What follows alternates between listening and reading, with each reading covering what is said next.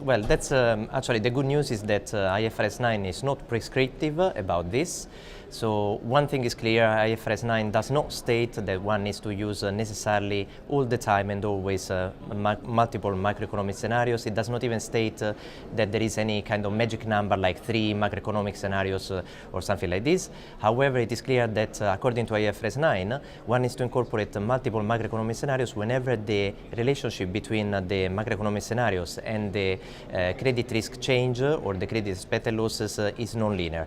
And what we see actually, mathematically speaking, from the modeling point of view, is exactly this, that there is a non-linear relationship usually between these two elements. And for example, in our team, we use the S&P Global Ratings information available, and we model it to link it to macroeconomic scenarios. Obviously, this kind of approach is not going to forecast the specific credit risk change of an individual company, but will capture the systematic component, the average behavior or tendency of all the companies with the same credit risk profile. Yeah, this is a very relevant question because obviously the ratings tend to have a focus in certain regions like US, Canada, Europe.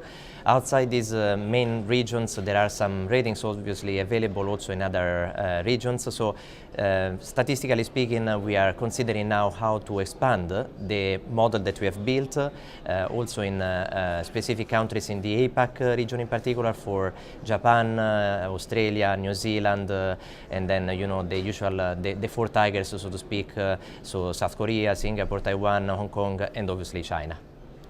Well, again, as I was mentioning before, there is not a magic number specific. However, it's important that just as an initial tool for the analysis, one considers an expected credit loss calculation that is, so to speak, unbiased. So it's important one cannot just use one stressed scenario.